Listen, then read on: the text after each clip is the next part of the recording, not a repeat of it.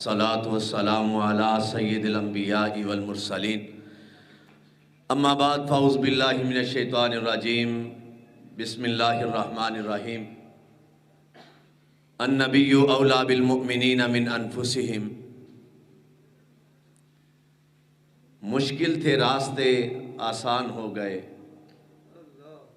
مشکل تھے راستے آسان ہو گئے، دشمن بھی یہ دیکھ کر حیران ہو گئے۔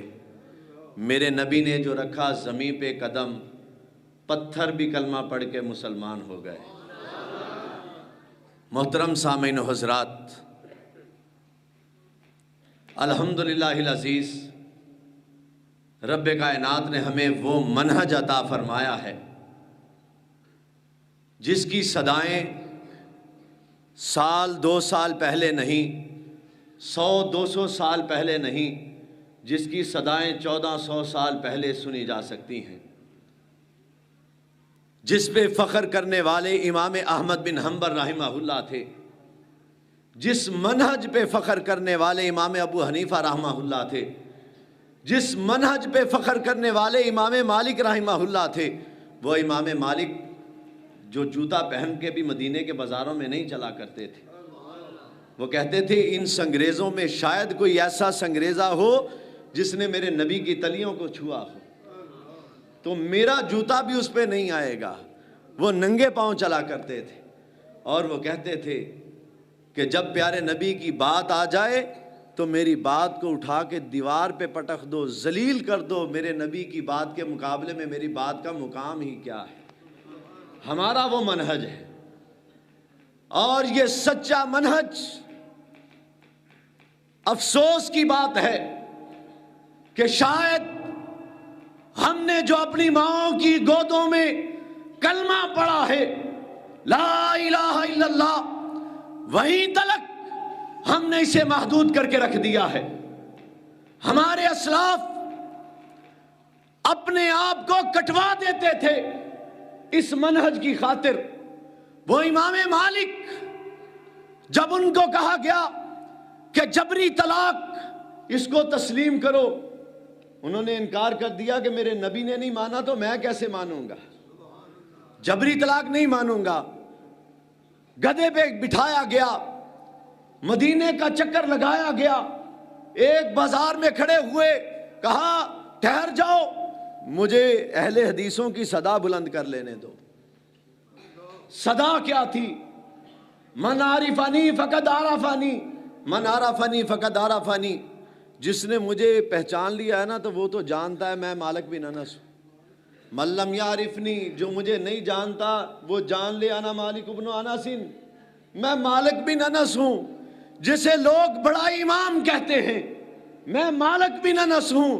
یہ کہتے ہیں، حکمران کہتے ہیں کہ جبری طلاق کو تسلیم کرو، فتویٰ دو، لیکن میرے نبی نے نہیں مانا تو میں اپنے نبی کے سوا کسی اور کی بات تسلیم نہیں کرتا۔ یہ اہل حدیثوں کا منہج ہے۔ آج ہمارے گھروں میں یہ منہج نظر نہیں آ رہا۔ اہل حدیث یوتھ فورس کی یہ صدا ہے، مرکزی جمعیت اہل حدیث کی یہ صدا ہے کہ آئیے اپنے منہج کو اپنائیے، اپلائی کیجیے اپنی ذاتوں پہ، اپنی اولادوں پہ، اپنے گھر بار پہ، اپنی معیشت و معاش پہ۔ جب ہمارے شب و روز میں یہ منہج نظر آئے گا تو لوگ یہ دعویٰ کیا کرتے لے یہ تو کم ہوا بیوی کرن دے تے اسی کر لیے کیڑی گل آ۔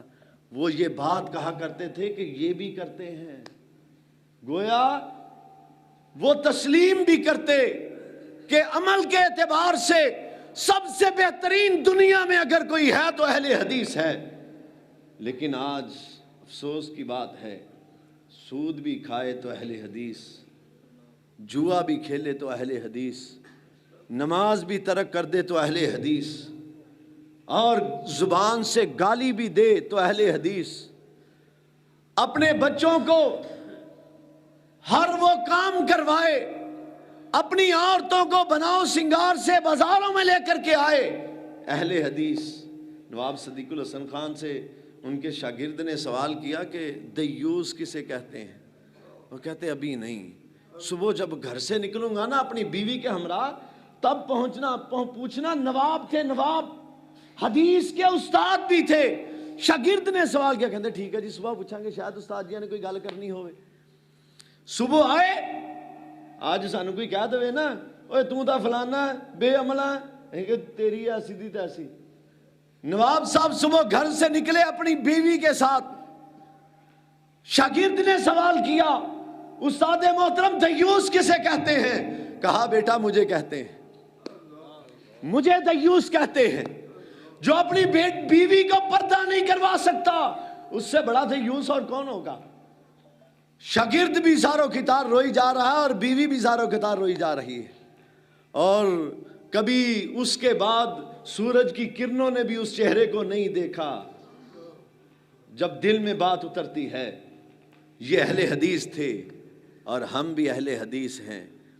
ہم بھی اسی منہج کے ماننے والے ہیں جس منہج کے وہ ماننے والے تھے. ہم بھی اسی منہج کا اقرار کرنے والے ہیں جس منہج کا اقرار وہ کرنے والے تھے. ہم کہاں پہ کھڑے ہیں، وہ کہاں پہ تھے؟ کمپیریزن، موازنہ ہو سکتا ہے؟ اگر نہیں ہو سکتا تو درست کیجئے. حضور آئے تو سر آفرینش پا گئی دنیا، اندھیروں سے نکل کر روشنی میں آ گئی دنیا. اور ہم روشنی سے اندھیروں میں ہمارے آباء و اجداد ہمارے اسلاف لے کر کے آئے تھے، ہم ان روشنیوں کو چھوڑ کر دوبارہ اندھیروں میں جا رہے ہیں. اندھیروں سے نکل کر روشنی میں آ گئی دنیا، بجھے چہروں سے زنگ اترا، ستے چہروں پہ نور آیا. حضور آئے تو انسانوں کو جینے کا شعور آیا. اقول قولی ھذا استغفر اللہ لنا ولکم ولسائر المسلمین.